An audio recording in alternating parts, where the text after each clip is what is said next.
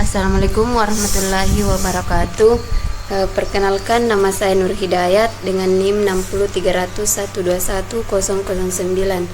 Di sini saya akan membahas mengenai pertukaran materi genetik pada bakteri.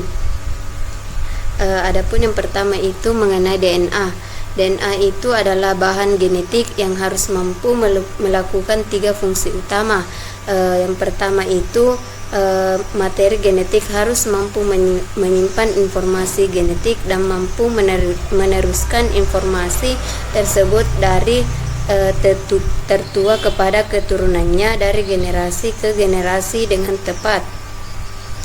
Kemudian yang kedua itu materi genetik harus mengatur perkembangan fenotip organisme, artinya materi genetik harus mengarahkan pertumbuhan dan diferensiasi organisme mulai dari zigot hingga individu dewasa. Kemudian yang ketiga itu adalah materi genetik sewaktu-waktu harus dapat mengalami perubahan sehingga organisme yang bersangkutan akan mampu beradaptasi dengan kondisi lingkungan yang berubah. Adapun struktur dari DNA yaitu hasil analisis kimia asam nukleat yang menunjukkan bahwa makromolekul ini tersusun dari subunit berulang atau monomer yang disebut nukleotida, sehingga asam nukleat dapat juga dikatakan sebagai polinukleotida. Nukleotida yang satu dengan nukleotida berikutnya dihubungkan oleh ikatan fosfodiester yang sangat kuat. Nukleotida terdiri atas 3 komponen yaitu gugus fosfat, gula pentosa atau gula dengan 5 atom karbon, dan basa nukleotida atau basa nitrogen yaitu basa siklik yang mengandung nitrogen. Kemudian gula pentosa pada DNA adalah 2-deoksiribosa, sedangkan pada RNA adalah ribosa. Pada basa nitrogen ada 2 macam, yaitu basa dengan cincin rangkap atau disebut purin dan basa dengan cincin tunggal atau disebut pyrimidin. Basa purin baik pada DNA maupun RNA dapat berupa adenin atau guanin, sedangkan basa pyrimidin pada DNA dapat berupa sitosin atau timin. Pada RNA tidak terdapat basa timin, tetapi diganti dengan urasil. Biasanya DNA mempunyai struktur sebagai molekul polinukleotida unte ganda, sedangkan RNA adalah polinukleotida unte tunggal. Adapun terdapat perbedaan antara DNA prokariotik dan eukariotik, yaitu letak dari DNA organisme prokariotik dan eukariotik itu berbeda. Pada prokariotik itu terletak di sitoplasma yang biasa disebut dengan nukleoid, sedangkan pada eukariotik itu berada pada inti sel atau sering disebut nukleus. Adapun proses pengemasan DNA pada prokariotik disebut mekanisme supercoiling yang dilakukan dengan membuat molekul DNA tersebut terkondensasi membentuk rangkaian butiran seperti tasbih. Setiap butiran tersusun atas molekul DNA dalam keadaan berpilin atau supercoil yang berikatan dengan suatu protein dan molekul poliamin. Diameter setiap butiran adalah sekitar 12 nanometer. Dalam setiap butiran ada sekitar 200 sampai 250 BP. Kemudian DNA butiran satu dengan butiran lainnya itu dipisahkan oleh molekul DNA yang tidak berikatan dengan molekul protein maupun poliamin yang disebut sebagai DNA penghubung atau linker DNA. Adapun rangkaian butiran tersebut kemudian membentuk struktur lengkung sehingga molekul DNA yang panjang tersebut dapat dikemas dalam struktur yang kompak. Adapun pengemasan pada DNA eukariotik, yaitu pada DNA eukariotik memiliki struktur yang lebih panjang dan prokariot DNA yang memiliki panjang kurang lebih 2 meter, lebih tinggi dari ukuran manusia pada umumnya, yang harus dikemas ke dalam sebuah sel yang panjangnya 2 kali 10 pangkat min 6. Adapun ukuran yang sangat kecil, yaitu mengingat panjang DNA bisa sampai 2 meter.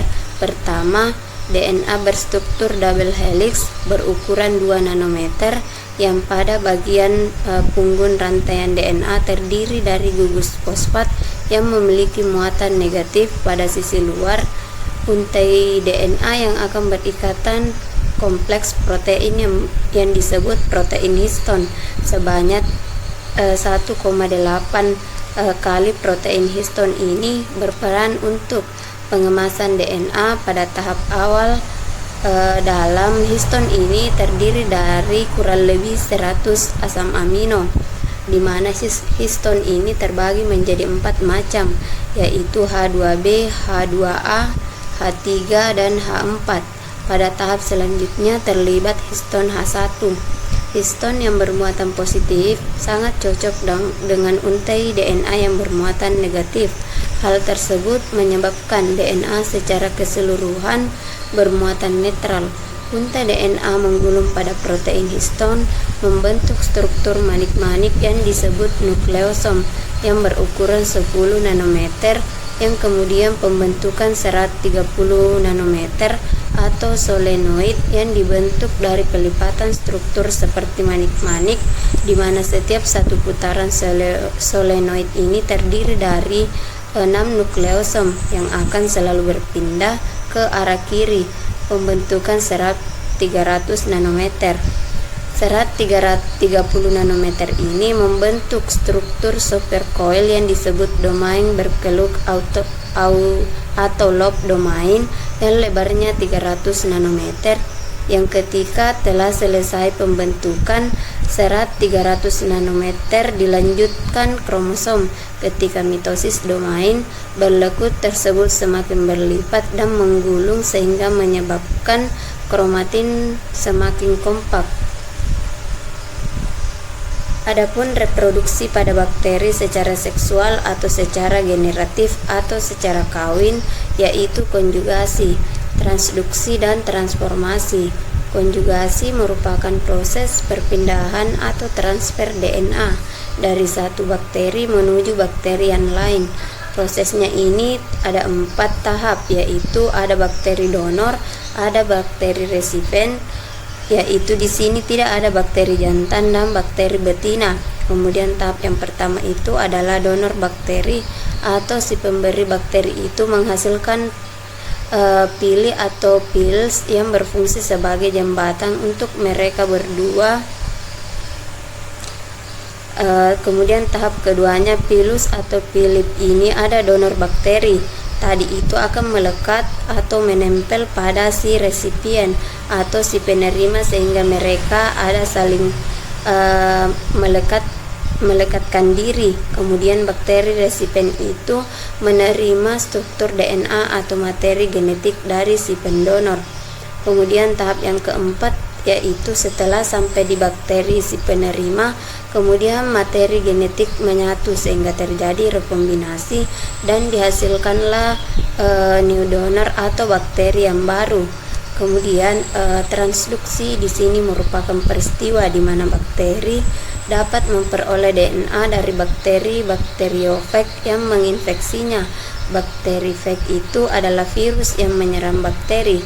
Adapun bakteri donor ada bakteri resipien, sama dengan konjugasi, sama-sama ada donor dan resipien, cuma bedanya yaitu bakteri penerima atau resipien di sini dia menerima dari bakteri donor dengan adanya bantuan si virus.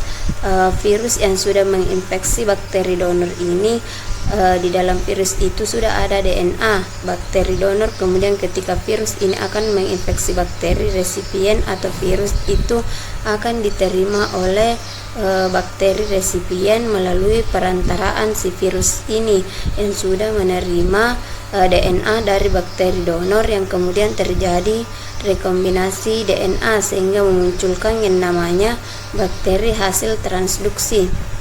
Kemudian adapun transformasi ini adalah peristiwa di mana bakteri memperoleh DNA dari lingkungan sekitarnya. Bakteri itu permukaannya memiliki protein di permukaan. Bakteri ini bisa mengenali DNA dari jenis yang masih berkerabat dengan dia, seperti ketika sudah mengenal DNA-nya yang akan ditransport DNA-nya sehingga di dalam sel bakteri lisis atau pecah, sehingga beberapa DNA dari bakteri yang pecah ini keluar. Kemudian DNA dari luar ini akan masuk ditransfer ke dalam sel si bakteri sehingga akan bergabung menyatu dengan DNA dan menyebabkan perubahan struktur DNA. Adapun percobaan Griff, Frederick Griff merupakan seorang ahli bakteriologis Inggris yang melakukan serangkaian penelitian dengan bakteri dan tikus Streptococcus pneumoniae pada tahun 1928. Griff tidak berusaha untuk mendeteksi materi genetik, sebaliknya dia mencoba membuat vaksin untuk pneumonia. Griff menggunakan dua jenis bakteri yang didefinisikan sebagai R dan S dalam pengujiannya. Tegangan R, yaitu ketika dibudidayakan di cawan Petri, R bakteri mengembangkan koloni dengan tepian berbeda dan permukaan yang kasar, maka singkatannya itu adalah R. Bakteri R ini bersifat non-virulent, yang artinya ketika disuntikkan ke tikus mereka tidak akan menyebabkan penyakit. Kemudian kedua itu adalah tegangan X, di mana koloni bakteri S berbentuk bulat dan halus, oleh karena itu disingkat S. Bakteri ini mengembangkan lapisan berbasis polisakarida atau gula yang memberikan penampilan halus. Lapisan ini melindungi bakteri S yang ganas dari sistem kekebalan tikus, memungkinkan mereka yang berkembang atau mampu menyebabkan penyakit. Menyuntik tikus dengan bakteri S ini hidupnya ini menyebabkan pneumonia dan kematian. Adapun Griff ini sebagai bagian dari uji cobanya mencoba menyuntikkan tikus dengan bakteri S yang mati karena panas, yaitu bakteri S yang telah dipanaskan pada suhu tinggi menyebabkan sel mati. Tidak mengherankan, tikus tidak terinfeksi oleh bakteri S yang mati karena panas. Ketika bakteri R yang tidak berbahaya dipasangkan dengan bakteri S yang dibunuh dengan panas dan tidak berbahaya dan disuntikkan ke tikus. Kemudian penelitian ini berubah secara tak terduga.